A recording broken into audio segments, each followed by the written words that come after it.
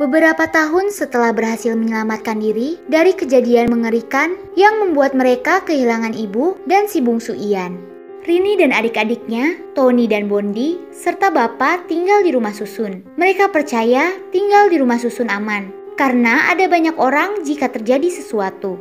Pada sebuah malam penuh teror, Rini dan keluarganya harus kembali menyelamatkan diri. Namun, mereka segera menyadari bahwa tinggal bersama banyak orang mungkin juga sangat berbahaya jika mereka tidak sangat mengenali siapa saja yang menjadi tetangga mereka. Tapi kali ini mungkin sudah terlambat untuk lari.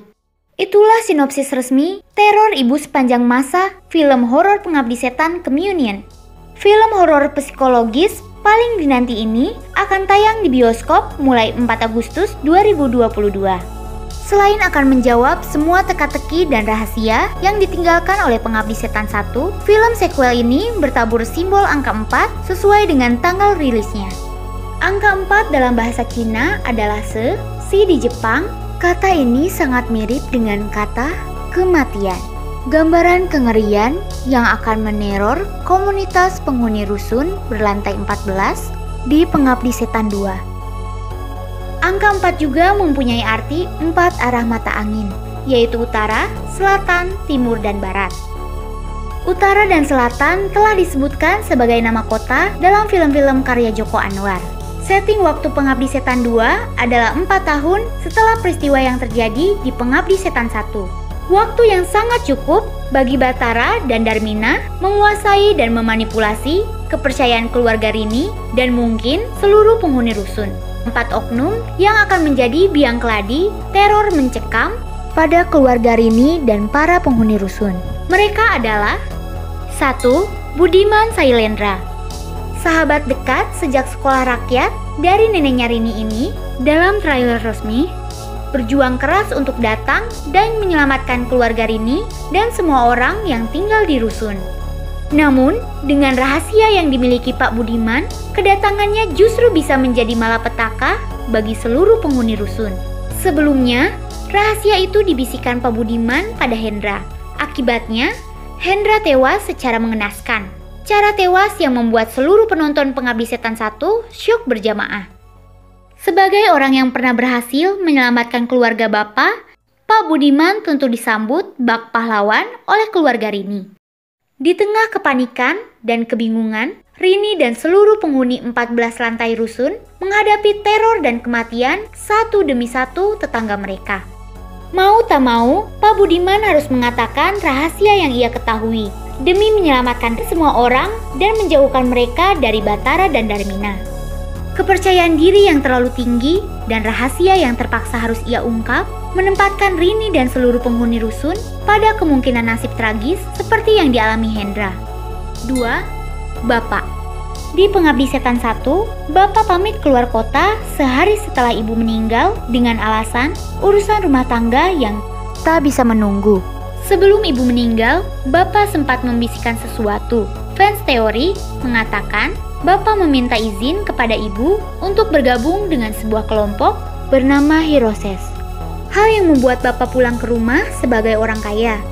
Tidak ada yang tahu apa pekerjaan Bapak dan Bapak bertingkah mencurigakan selama tinggal di rusun. Akhirnya, Bapak menyadari kesalahannya, meminta maaf pada ibu dan memohon agar ibu menyelamatkan anak-anak mereka. Secara langsung, Bapaklah yang mengundang kehadiran arwah ibu. Meski bermaksud menolong anak-anaknya, dengan jiwa iblis yang penuh dendam, justru kedatangan ibu menjadi teror mengerikan bagi keluarganya dan seluruh penghuni rusun. 3. Tony.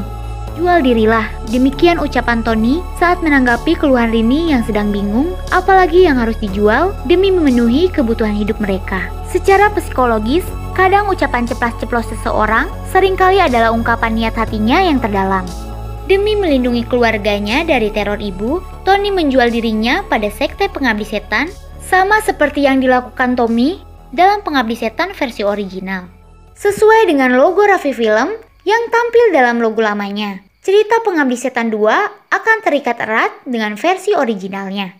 Tindakan jual diri Tony akan membuka pintu lebar-lebar bagi para pengabdi setan untuk mengambil jiwa keluarga Tony sendiri. 4. Bathara. Kalau sepak terjang Darmina telah bisa kita ketahui lewat aksinya di Pengabdi Setan versi original, Bathara yang menjadi pasangan Darmina di Pengabdi Setan versi Joko Anwar masih sangat misterius. Bahkan dalam trailer resmi hanya samar-samar menampilkan sosok Bathara. Hal ini karena figur Bathara sendiri yang merupakan buah imajinasi sisi gelap seorang Joko Anwar yang menemukan raganya dalam diri aktor Fachri Albar. Kehadiran Fachri Albar sebagai Bathara dalam Pengabdi Setan 2 akan menjadi benang merah penghubung antara film-film ini dengan film-film Joko Anwar sebelumnya dan menjadi pembuka cerita bagi film-film selanjutnya.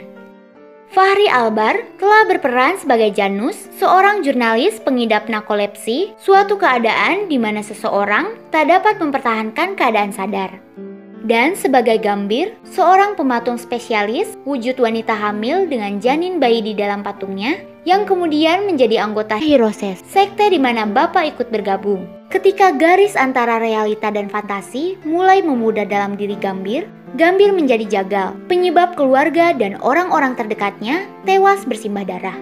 Dalam trailer resmi Pengabdi Setan 2, Rini berteriak, "Bangun!" untuk menyadarkan dirinya dari teror mimpi. Mungkin ini karena Rini telah berada dalam pengaruh Bathara, yang adalah orang yang sama dengan Janus dan Gambir.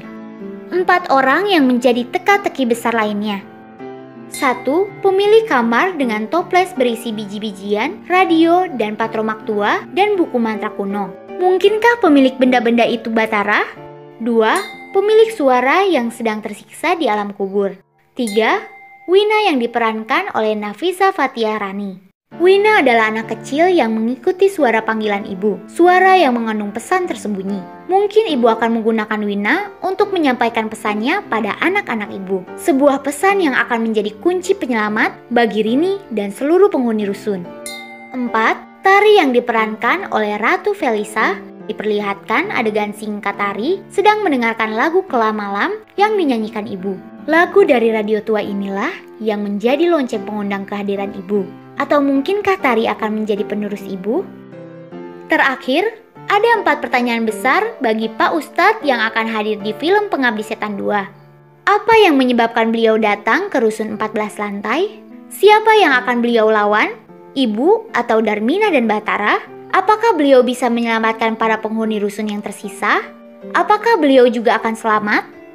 Siapkan mentalmu, datanglah ke bioskop, temukan semua jawaban dari seluruh pertanyaanmu, pulanglah dengan rasa sayang yang lebih subur pada ibumu, ayahmu, kakak, dan adikmu. Teror Ibu Sepanjang Masa, Pengabdi Setan 2 Communion, coming soon. Terima kasih sudah menonton. Dari Kota Bandung, Sobat Nubaheula undur diri. Bye-bye.